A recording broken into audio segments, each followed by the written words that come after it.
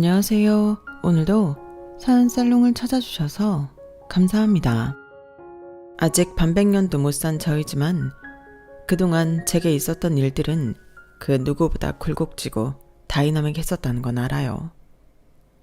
제 이야기를 들으며 혀를 끌끌 차는 분들도 계시겠지만 부끄러움을 무릅쓰고 한번 털어놔 볼게요. 저는 친아빠의 얼굴을 몰라요. 워낙 어릴 때 엄마와 이혼을 해서 기억조차 없는 사람이었죠. 하지만 아빠라는 막연한 그리움은 있었어요. 다른 친구들은 모두 아빠가 있고 주말마다 손잡고 놀러 가는데 저는 그럴 사람이 없었으니까요.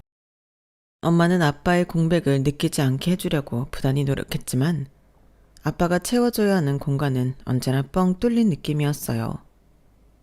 그러던 어느 날 엄마가 남자친구라며 한 아저씨를 제게 소개해 주었어요. 엄마 나이에도 남자친구가 있을 수 있다는 것을 그때 처음 알게 되었어요.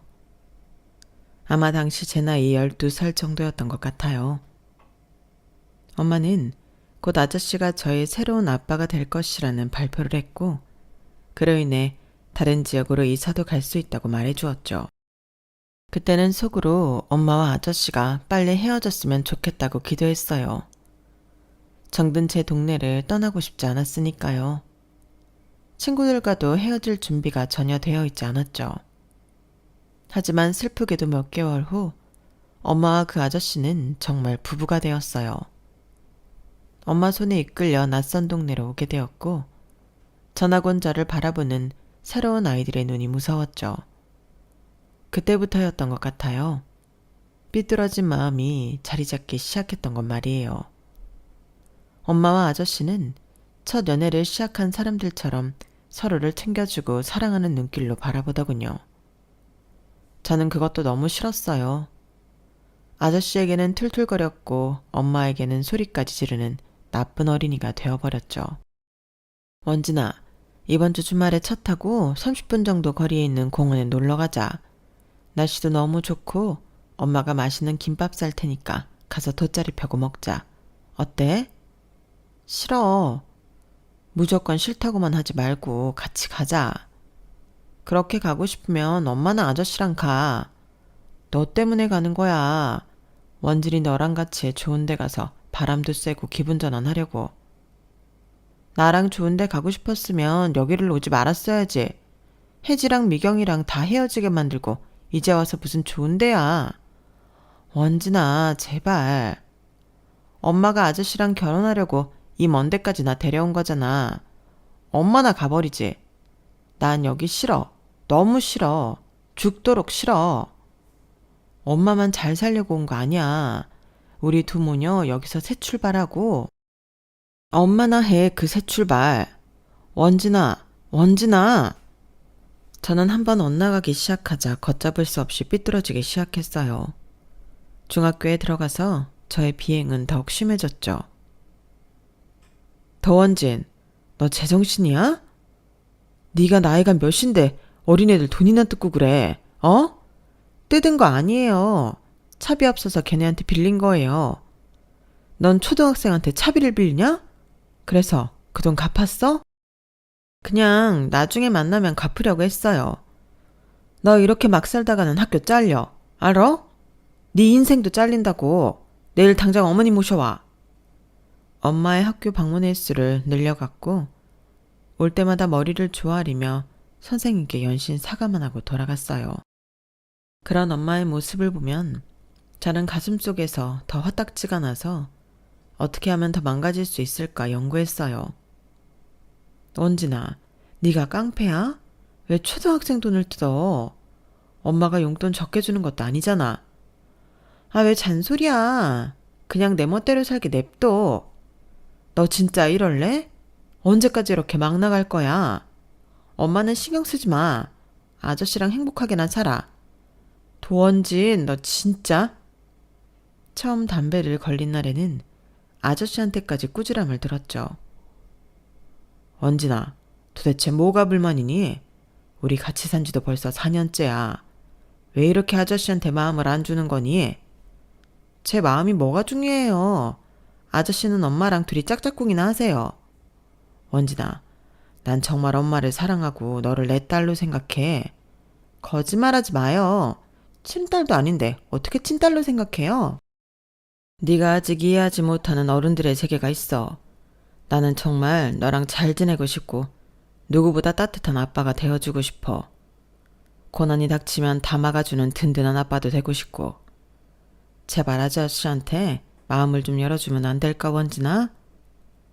엄마와 아저씨의 간곡한 부탁에도 저는 하루가 다르게 속을 썩이는 못난 딸이 되어가고 있었어요. 하지만 제가 이만큼 나쁜 짓을 하면 엄마랑 아저씨가 날 버리겠지 했을 때도 저를 포기하지 않았어요. 저의 비행은 그때 멈췄어야 했어요. 18살이 된 저는 당시 같이 어울리던 남자애를 만나고 있었는데 덜컥 임신을 해버리고 만 거예요. 아이가 제 뱃속에 있어도 그게 얼마나 중요하고 대단한 건지 저희는 아무것도 모르고 있었어요. 아씨야, 박경원, 나 임신했다고 어쩔 거냐고. 진짜 맞아? 개 웃기네. 임신할 줄 누가 알았나? 장난치지 말고 배불러서 학교를 어떻게 다녀? 학교 그만두면 되지. 야, 네가 그만두는 거 아니라고 막말하냐? 아이, 도원진, 내가 애 아빠잖아. 내가 책임지면 되잖아. 뭘 이렇게 성질을 부려. 여기 담배 한 대 피고 술 한 잔 털어 넣으면서 흥분을 좀 가라앉혀봐. 어? 남자친구도 철이 너무 없어 사태의 심각성을 모르고 있었죠. 진짜 나 책임질 거야? 그렇다니까. 어떻게 책임질 건데? 뭐 어떻게든 되겠지. 술이나 한잔 우선 마시라니까. 같이 놀던 친구들 역시 제 임신 소식에 낄낄거리기 바빴고 진지함이 조금도 없던 남자친구의 책임지겠다는 말에 철없이 시간만 보내버리고 말았어요.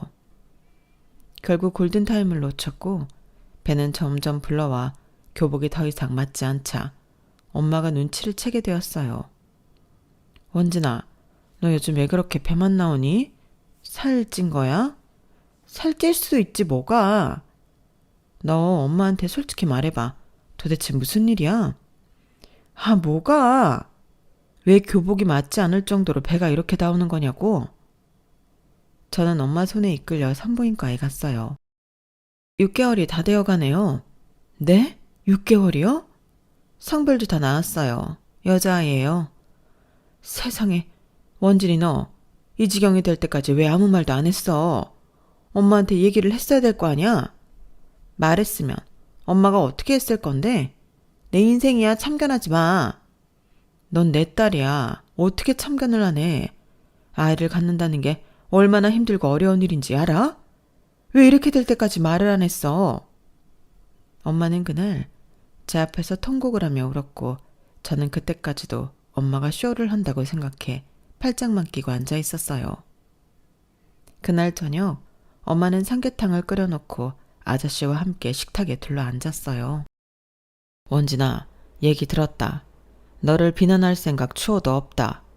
하지만 미리 우리에게 알려줬다면 너 혼자 이렇게 배만 키우고 있지 않았을 거 아니니? 어? 말했으면 애 지우라고 했을 거 아니에요. 뭐? 아니다. 절대 아니야. 내가 아저씨 말 어떻게 믿어요? 내가 하는 짓들은 다 병신같이 바라보면서 임신했다고 하면 당장 데려가서 수술이나 시키려고 했을 거 아니에요. 착한 척하지 마요. 도원진! 김이 모락모락 나는 삼계탕에는 손도 대지 않고 아저씨는 화가 나 집을 나갔고 엄마는 절망스럽게 고개를 떨구고 있었어요. 우선 먹어. 뭐? 그동안 너 집에서 밥 먹은 적 거의 없잖아. 엄마가 먹은 게 다 애기한테 가는 거야. 지금부터라도 영양가 있는 거 챙겨 먹어. 먹고 싶은 거 있으면 다 말하고. 그 와중에도 엄마는 제 앞으로 삼계탕과 반찬들을 밀어주며 안쓰러운 눈으로 저를 바라보았어요. 내일 그 남자의 집이랑 만나보자. 그 집 부모님은 어떻게 생각하시는지 얘기 좀 들어보자. 며칠 후 저는 엄마와 남자친구 그리고 그의 엄마 넷이 한자리에 있게 되었어요. 남자친구 엄마는 벌써 팔짱을 끼고 앉아 제게 시선도 주고 있지 않았어요. 이런 일로 뵙게 돼서 송구스럽습니다. 어쨌든 이미 벌어진 일이고 어떻게 하면 좋을지 말씀을 좀 들어보고 싶습니다. 도대체 딸 간수를 어떻게 하면 배가 저렇게 될 때까지 모르고 있어요? 세상에, 우리 경환이는 맞는 거예요? 맞다니까. 엄마는 내 말을 왜 못 믿어? 조용히 해 이놈아. 뭐가 잘났다고 주둥이를 나불거려? 아주 이상한 애들이랑 어울리고 다닐 때부터 내가 다 알아봤다. 너 고작 18살이야. 그런데 애 아빠가 되겠다고? 너 그게 얼마나 힘든 건지 알아? 아, 그래서 어쩌라고. 지금 와서 애도 못 된다는데 어떡하라고. 아, 진짜 내 속만 터지지. 내가 이걸 아들놈이라고 키워갔거든. 가슴팍을 연신 치는 남자친구의 엄마가 저는 조금도 마음에 들지 않았어요. 하지만 그 당시에는 뭐에 홀렸는지 아이를 책임지겠다는 남자친구의 허풍 떠는 모습에 조금 안심이 되더군요. 지금 생각하면 눈에 뭐가 씌었던 것 같아요. 결국 저희는 정말 작은 투룸집에서 동거를 시작하게 되었어요. 둘 다 학교 졸업은 꿈도 꿀 수 없어 자퇴를 했고요. 남자친구와 살기 시작한 그 집도 엄마와 아저씨가 거의 대준 것인데 저는 고맙다는 말 한마디 하지 않았죠. 아이 엄마가 되고 누군가의 여자로 살아간다는 것보다 엄마와 아저씨가 없는 집에서 더 이상 살지 않다 된다는 해방감이 더 크고 기쁘게 느껴졌어요. 남자친구는 투박했지만 제 말을 잘 들어주었어요. 뭐? 이 밤에 아이스크림? 좀 참으면 안 돼? 먹고 싶다고. 애가 먹고 싶대잖아. 아유, 임신 2번만 했다가 아주 사람 잡겠네. 알겠어, 사올게. 투덜거리면서도 제가 하는 말은 다 들어주었죠. 야, 박경원, 너 앞으로 어쩔 거야? 뭘? 아니, 가장이 된 거잖아. 어떻게든 돈을 벌어와야지. 지금 우리 엄마랑 니네 엄마가 도와주잖아. 앞으로도 계속 도와주겠냐? 뭐 어떻게든 되겠지. 미쳤냐고. 애가 곧 나오는데 뭐가 그렇게 태평해? 애 기저귀랑 분유값은 벌어와야지. 고등학교도 자퇴했는데 어디 뭐 나 써주겠어? 어떻게든 가서 일해야지. 저기 상땡동 쪽에 카센터 큰 거 하나 있잖아. 거기 사람 구한다더라. 거기라도 가서 일 시작해봐. 아, 무슨 카센터야. 맨날 기름 묻히고 때 묻히고 다닐 텐데. 미쳤어?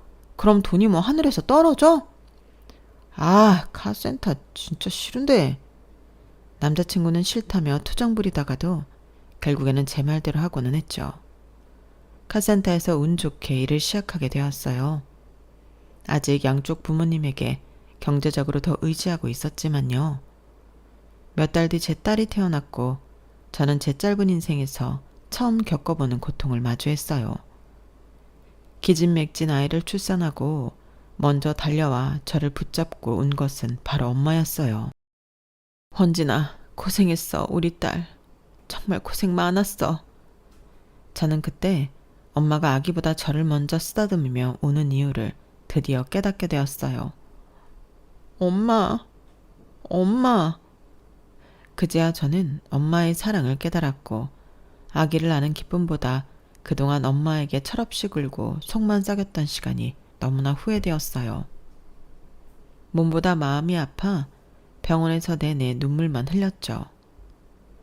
제 딸은 너무 작고 소중한 천사 같았어요. 남자친구에서 남편이 된 그도 아기를 꼭 안고 기뻐하더군요. 야, 진짜 조만하지 않아? 이게 인간이야? 말도 안 돼. 개 귀여워. 박경환, 애 앞에서 말 좀 가려해. 애가 다 들어. 아우, 이제 엄마 되셨다고 아주 달라졌다. 남의 새끼 아니고 우리 새끼야.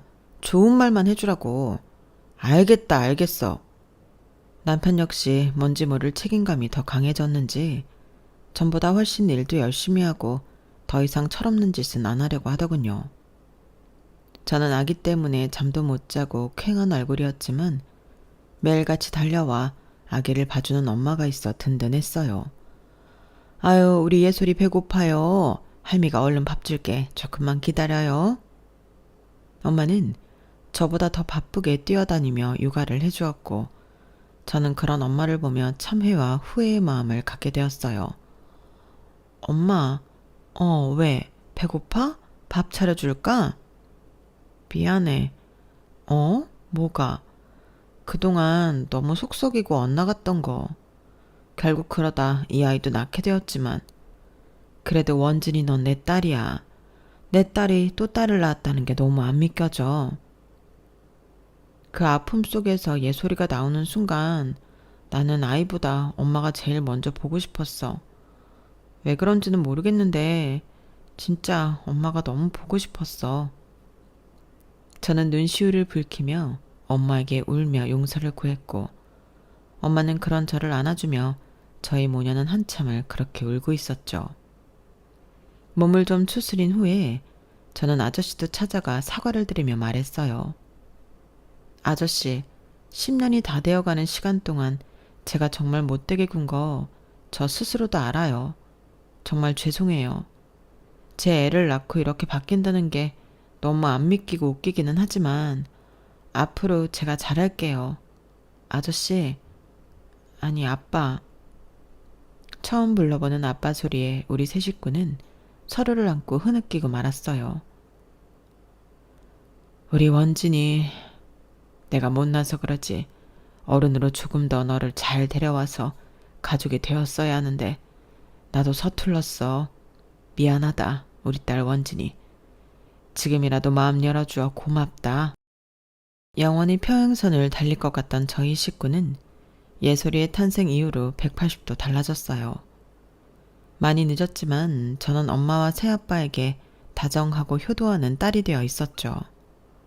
엄마와 새아빠 역시 전보다 훨씬 편안해 보였고요.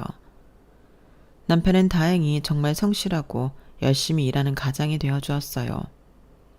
하루하루 다르게 커가는 예솔이를 볼 때면 더 힘이 솟는다며 철부지에서 벗어난 것 같이 행동하더군요. 저는 더 이상 바랄 게 없었어요. 다정한 부모님과 성실한 남편, 누구보다 소중한 내 딸까지. 남부러울 것이 아무것도 없었죠. 그러다 아들까지 임신해 23살에 저는 벌써 두 아이의 엄마가 되었죠. 5년 전 철없는 비행 총선이었던 남편과 제가 어느덧 한 가정을 꾸리고 살고 있는 것이 거짓말 같았어요. 너무 행복하고 소중한 시간들이었어요. 콩나물처럼 아이들은 쑥쑥 커갔고 남편 역시 많은 성장을 했어요. 큰 호기심이 없고 묵묵하게 자기 일만 하는 타입이었던 남편에게 저는 옆에서 많은 조언을 해주었어요.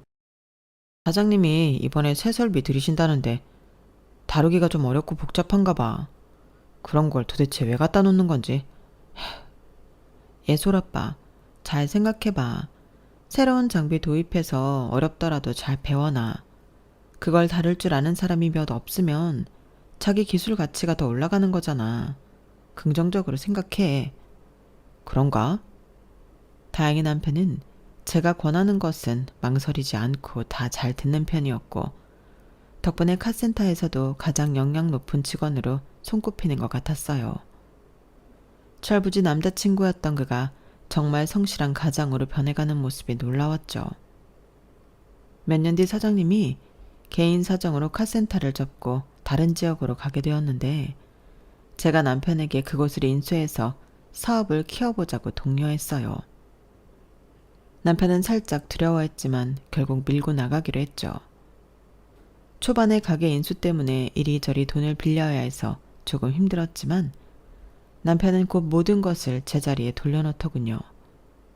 카센터를 인수한 지 8년 만에 모든 빚을 갚고 옆에 있던 3층짜리 건물까지 매수할 생각까지 하고 있었죠. 당시 저와 남편 모두 30대 초반의 나이였고 남편은 점점 성공한 사장님 소리를 들으며 어깨에 힘을 주고 다니게 되었어요. 저 역시 일찍 성공한 남편이 자랑스러웠고 대단하다고 느껴졌어요. 우리 예솔아빠 고등학교 때는 공부는 안 하고 맨날 뒷골목 가서 담배나 뻑뻑 피워대면서 술 마시던 모습은 어디 가고 이렇게 사장님 소리 들으면서 비싼 시계 차고 다닐 줄이야 누가 알았겠어. 그때 카센터 내가 인수한 게 신의 한 수였지. 지금 리모델링하는 옆 건물 있잖아. 거기 완전 외제차 덕후들이 환장할 만한 것들로 꾸며놓을 거야. 그럼 앞으로 돈 많은 손님들이 더 많이 오겠지. 돈을 깔고 앉게 생겼어. 그동안 정말 고생 많았어. 어린 나이에 아빠 되어서 열심히 일하고 애들 잘 키워줘서 고마워. 원진이 너 없었으면 나도 뭐 아직 개털이었겠지. 이래서 남자는 여자 말 들어야 한다나 봐. 하지만 우리 행복도 채 오래가지 못했어요. 남편의 사업은 점점 속도를 내며 상승선을 탔고 주변에서 유혹의 손짓도 많이 받게 되더군요. 이번에 김민철 그 자식이 외제차 딜러 새로 시작했다고 나랑 동업하자고 하더라고. 내 쪽으로 소개 많이 해주겠다고 같이 일하자고 그러네. 예, 솔아빠. 민철 씨 지난번에 음주운전해서 이혼당하고 재산 다 말아먹은 그 사람 아니야? 외제차고 뭐고 그런 사람이랑은 거리 두면서 지내. 걔 완전 옛날 버릇 다 고치고 새 사람 됐어. 외제차 가진 차주들이 돈을 잘 쓴단 말이야. 도움이 많이 될 것 같은데. 아무리 그래도 그 사람이랑 같이 일하는 건 좀 아닌 것 같아. 잘 생각해봐. 그렇게 위험한 거 아니래도. 남편은 자신의 성공이 뻗쳐나갈수록 더 이상 제 말에는 귀 기울이려 하지 않았어요. 오히려 잔소리를 듣고 귀찮아하기 시작했죠. 예솔아빠, 이 위스키 또 어디서 났어? 엄청 비싼 거라며. 산 거야?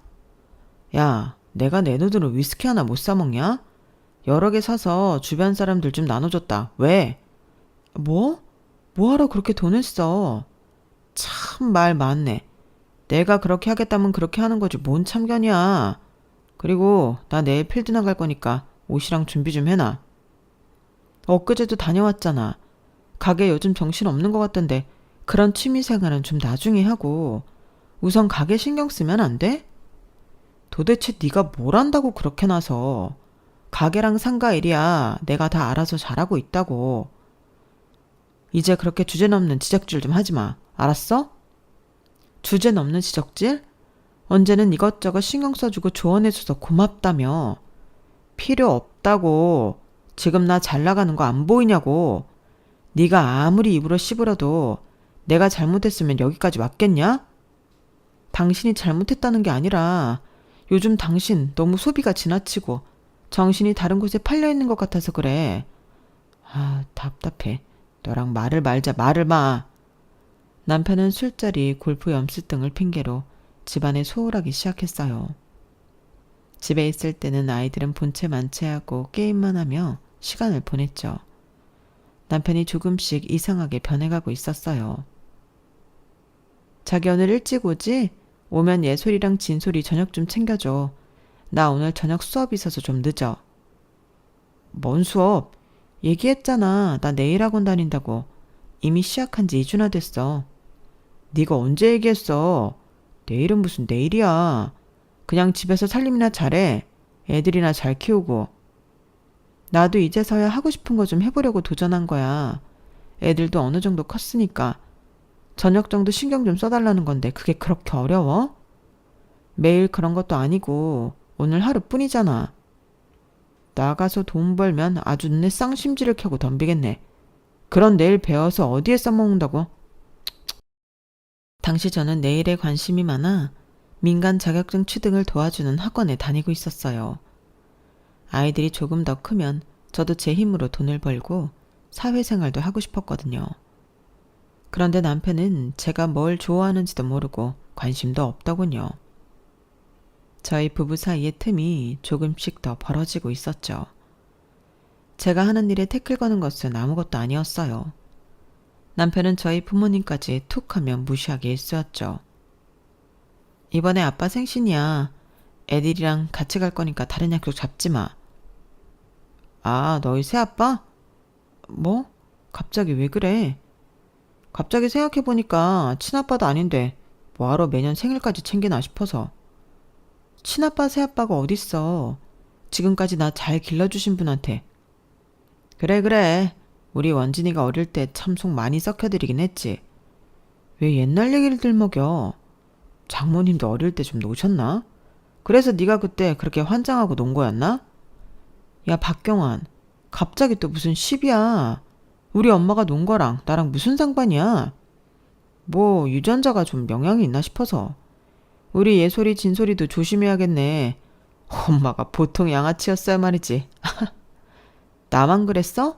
너도 생 양아치였거든? 누가 뭐래? 그래서 우리가 사고쳐서 18살에 예솔이 낳았잖아. 남편의 12조는 어디로 튈지 몰랐어요. 저와 저희 부모님까지 다 조롱하더군요. 그뿐이 아니었어요. 이번 달에 진솔이 학원 하나 더 다니고 싶대. 생활비 조금만 더 붙여줘. 내가 ATM 기계냐? 뭐 카드 넣으면 돈 뺄게? 왜 이렇게 돈돈거려? 네가 벌어서 학원비 대줘. 나도 지금 내일 직원 구하는데 알아보고 있어. 그 전까지는 내가 돈 넣을 데가 없잖아. 그리고 내가 쓰는 것도 아니고 애가 욕심이 나서 학원 더 다니고 싶다고 하는 건데 그걸 어떻게 잔소리하면서 할 얘기야? 다라고 뭐 찌르면 돈이 마구 나온 줄 아냐? 당신이 지난달 상가 수입 전보다 더 많았다고 좋아했잖아. 나도 다 돈 쓸 때 있거든? 그렇게 당연하게 내 돈 가져가려고 하지 말라고. 남편은 급기야 애들에게 쓰는 돈까지 아까워하기 시작했어요. 저는 곧 그 이유를 알게 되었어요. 남편에게 다른 여자가 생겼던 거예요. 남편은 그녀에게 차도 한 대 뽑아준 것 같더군요. 속이 뒤집히고 열이 올랐어요. 이제 돈도 벌고 떵떵거리면서 살게 되니까 다른 여자를 만나? 애들한테 부끄럽지도 않나. 어쩐지 요즘 생활비도 잘 안 주고 집에도 잘 안 있으려고 하더니 다 이유가 있었네. 그 여자한테 갖다 바치느라고 나랑 애들한테 주는 돈은 줄이를 틀었었구나.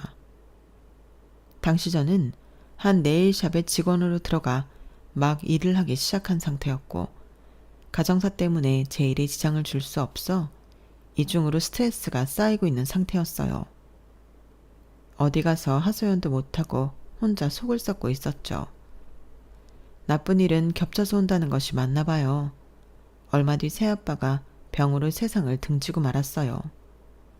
예설이와 진솔이를 키우며 부모의 사랑을 깨달은 저는 새아빠와 정말 부녀지간처럼 잘 지냈고 많은 정이 들었었죠. 새아빠의 사망은 혼자 남겨질 엄마에 대한 걱정으로까지 이어졌어요.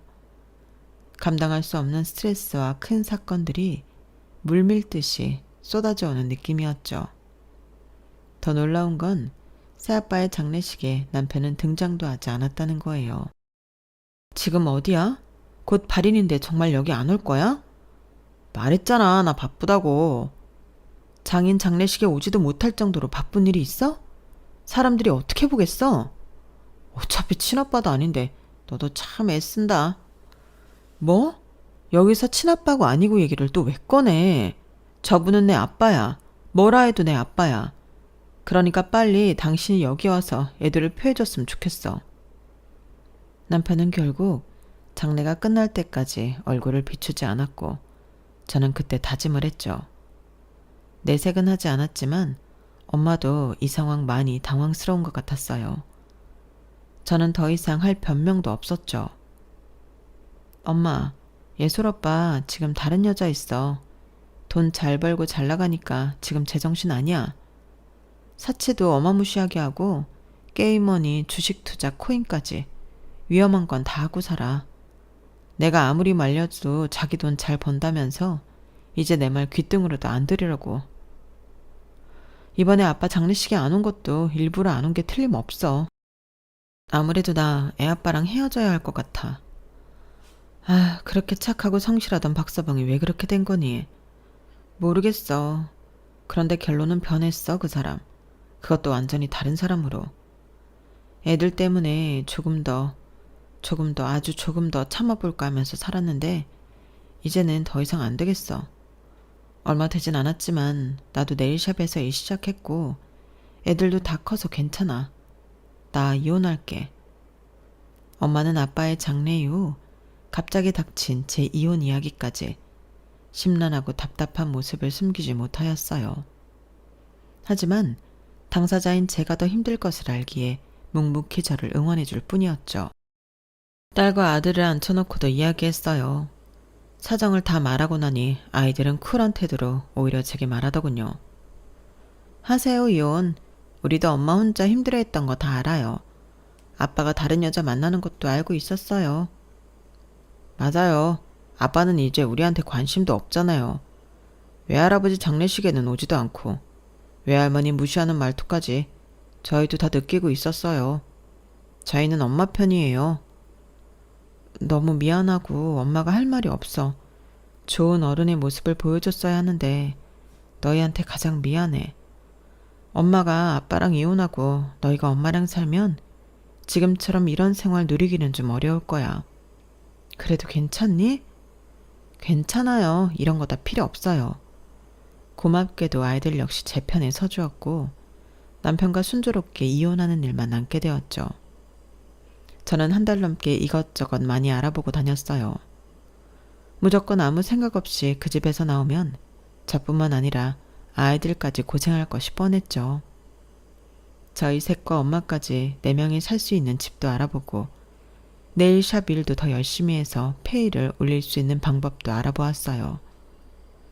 알아만 본다고 해결되는 것은 없지만 유비무환이라고 조금 든든한 마음이 생기더군요. 며칠 뒤 엄마의 72번째 생일이 돌아오는 날이었어요. 우연찮게도 저희 엄마와 시어머니의 생신이 같은 날이었고 그동안 엄마의 생신은 항상 뒷전이었던 느낌이라 죄스러운 마음이었죠. 이제는 누구보다 엄마의 생신을 먼저 챙길 수 있게 된 것이 기뻤어요. 엄마가 좋아하는 잡채와 떡갈비를 만들어 담아갈 그릇에 담고 있을 때였어요. 도어락 소리가 들리더니 눈에 힘이 풀리도록 취한 남편이 양손에 무언가를 무겁게 들고 나타났어요. 집에 있었네. 내가 그럼 집에 있지 어딨어. 야, 이거 받아. 이게 뭐야? 뭐지? 저기 너희 어머니 생일이잖아. 그치? 내가 그래서 케이크 좀 사왔지. 뭐? 저는 솔직히 내심 좀 놀랬어요. 남편은 우리 엄마의 생신에 이렇게 서프라이즈로 무언가를 사온 적이 없거든요. 잠시 남편에 대한 제 마음이 흔들리더군요. 케이크를 제게 건넨 남편은 신발을 벗고 거실에 명품 브랜드 쇼핑백을 힘없이 내려놓았어요. 이게 뭐야? 이것도 엄마 선물이야? 남편은 얼마나 취했는지 제 말을 듣지도 못하고 윗도리를 억지로 벗으려 하더군요. 이게 무슨 쇼핑백이야? 이거 엄청 비싼 거잖아. 야, 손대지 마. 뭐? 이거 네 거 아니야. 니네 어머니 것도 아니고. 그럼 누구 건데? 우리 엄마. 뭐라고? 지금 장모님한테는 다 흐트러진 케이크 갖다 주라고 그러고 당신 엄마한테는 이 비싼 백을 선물로 준다고? 돈은 내가 벌지 네가 버냐? 그리고 부모도 급에 맞게 선물을 받아야지. 우리 엄마랑 니네 엄마랑 같냐? 혀가 꼬부라지다 못해 말려 들어가는 발음으로 남편은 못된 말을 내뱉더군요. 급? 박경환, 네가 언제부터 급 따졌어? 그래서 우리 집은 너랑 급이 안 맞는다? 참나, 돈 잘 벌고 다들 네 앞에서 굽신거리니까 평생 잘 나갈 것 같아? 앞으로 너 혼자 잘해봐라. 난 애들이랑 이 집에서 나갈게. 이혼해. 이혼? 누가 무섭대. 해라 해 이혼. 너 말고도 나 좋다는 여자애들이 줄을 섰어. 걔네한테 줄 돈은 있어도 도원진, 내가 너한테 줄 돈은 없다. 알몸으로 나가. 술에 취해 너무 흔들어서 형체도 알아보기 힘든 케이크를 그에게 던지고 저는 짐을 챙겨 나왔어요. 남편은 그 상태로 잠이 들었는지 나중에 아이들이 나올 때까지 거실에 엎어져 자고 있었다고 하더군요. 그게 그 사람과 마지막이었어요. 이혼은 순탄치 않았지만 제가 아이 둘을 다 데리고 간다는 조건에 한 달의 일정 양육비를 받기로 했죠. 이혼이 결정난 후에도 그 사람은 제게 손깍질을 하며 못난 말만 하고 끝내더군요. 애들 성인 될 날 얼마 안 남았다. 양육비도 그때까지만이야. 알겠어? 애들 크면 이제 한 푼도 너한테 돈 보내는 일은 없을 거다. 저는 전에 미리 봐두었던 작은 집에 엄마까지 모시고 와서 아이들과 함께 살기 시작했어요. 아이들에게 좋은 환경을 제공해주지 못해 죄책감이 들었지만 저런 아빠 밑에서 크는 것보다는 훨씬 나을 거라 다독이며 앞으로 살 것에 대해 더 고민을 하게 되었어요. 새 집으로 이사 온 지 6개월이 지났고 다행히 착한 새 아이들은 잘 적응해 주었어요. 이제부터는 제가 가장이 되었다는 책임감에 네일샵에서는 굳은 일 마다하지 않고 했고, 이런저를 잘 봐주신 사장님과 사이도 좋았죠. 어느 날 엄마가 저를 불러 조용히 통장 하나를 내밀었어요. 엄마, 이게 뭐야? 돈이야. 어? 무슨 돈? 저는 통장을 열어보고 제 눈을 몇 번이나 씻어가며 액수를 세보았어요. 1, 10, 100, 1000만, 10만, 100만, 1000만, 억, 10억, 15억? 엄마, 15억이 맞아? 지금 내가 잘못 본 거 아니지? 15억 맞아. 이렇게 큰 돈이 어디서 났어? 이거 다 넣어주려고. 뭐? 15억을? 왜? 아니, 이 돈 어디서 나온 거야? 어? 엄마는 흥분한 저를 다독이며 차근차근 이야기해 주었어요.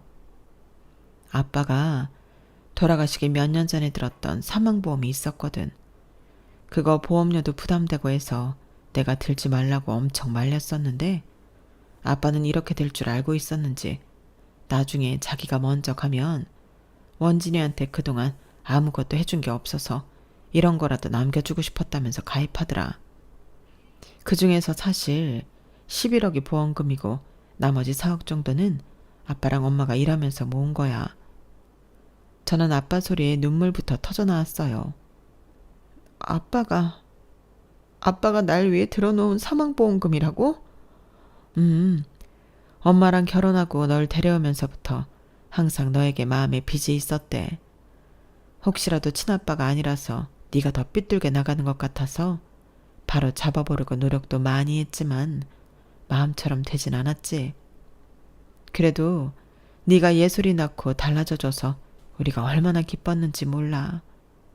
엄마도 좋았지만 아빠가 특히나. 드디어 원진이 네가 자신을 아빠로 생각해주는 것에 대해 울면서 기뻐했어. 너한테 티는 못 내고. 아빠.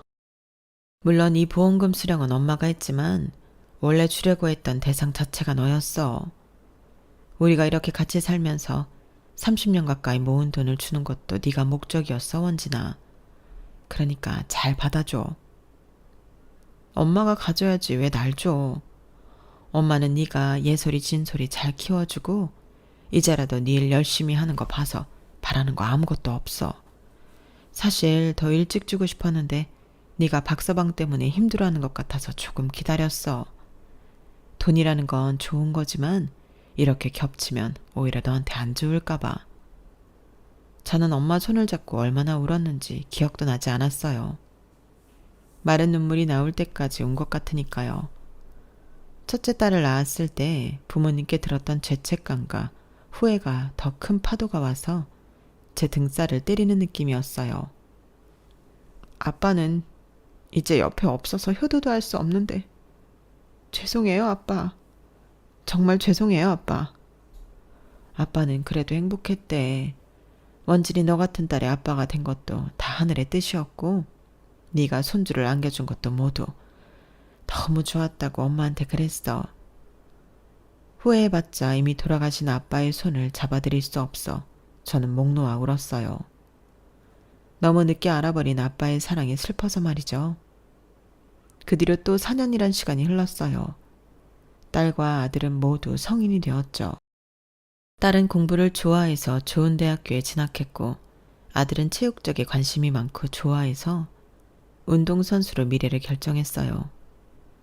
저는 여전히 네일샵에서 열심히 일했고 엄마도 이목 가게 일을 도와주며 적지 않게 경제적 도움을 주고 있었죠.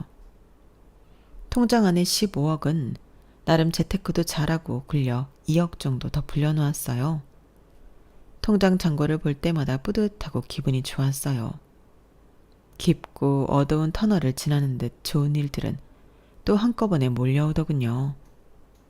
엄마와 아이들과 긴 논의 끝에 저희는 건물 하나를 사서 새로 시작하기로 했어요. 꿈에만 그리던 제 네일샵을 차리기로 한 거죠. 여러 부동산 업자들을 만나서 발품을 팔아 마음에 드는 건물들을 보고 다녔어요. 여기 이상가입니다. 작아 보이지만 실제로 내부의 평수도 아주 잘 빠졌고 주변 상권도 좋습니다. 어, 여기는? 원진아, 여기 전에 그 건물 아니니? 진짜네? 예솔아빠 상가. 아직 사업 잘하고 있는 줄 알았더니 왜 매물로 내놨지? 더 좋은 소식은 경매로 싸게 사실 수 있다는 겁니다. 이렇게 좋은데 정말 좋은 가격에 나왔어요. 경매요? 네. 여기 원래 옆에 카센터 하던 분이 외제차 타는 사람들 대상으로 좋은 것들 죄다 댕행옥 장가했었는데 어느 날부터 힘들어진 것 같더라고요. 6개월도 못 버티고 압류당했어요. 네? 망했다고요? 저도 정확히는 모르겠지만 아무래도 사장으로 있었던 사람이 좀 씀씀이도 크고 가게는 직원들한테 맡기고 밖으로 많이 나돌았나 봐요. 외제차 끌고 다니는 사람들은 신뢰가 생명인데 사장 얼굴을 보지도 못하고 맨날 어설픈 직원들한테 호갱질이나 당하니까 발길을 뚝 끊었다고 하더라고요. 뭐 영원히 잘 살 줄 알았나 보죠. 저는 엄마와 서로 쳐다보며 놀란 표정을 감추지 못했어요. 나중에 추가로 안 사실이지만 결국 전 남편은 여자, 게임, 주식, 사치, 골프, 음주 등등 제일 나쁜 것들만 골라 했고 자연스럽게 파산의 길을 접어들었다 하더군요. 더 놀라운 것은 그이가 자신의 어머니에게 생신 선물로 준 정말 비싼 명품백마저 전당포에 맡기고도 찾아가지 못할 정도로 돈이 궁했었다고 해요. 참 무서워야 할지 울어야 할지 모르겠더군요. 어쨌든 저와 엄마는 그 건물을 소유하게 되었고 1층에 제 네일샵 외에도 2층과 3층에 뷰티 관련 샵으로 오픈해 손님들의 발길이 끊이지를 않는답니다. 벼는 익을수록 고개를 숙인다는 옛말이 틀리지 않은가 봐요. 저는 언제나 겸손하게 살기로 다시 한번 다짐했어요. 여기까지가 제 사연입니다. 앞으로도 잘 살라고 응원해주세요. 여러분도 항상 건강하시고 부자 되시고요. 여러분의 사연에 댓글에 응원과 현명한 조언 부탁드려요. 좋아요와 구독은 저에게 큰 힘이 됩니다. 오늘도 좋은 일 가득하세요.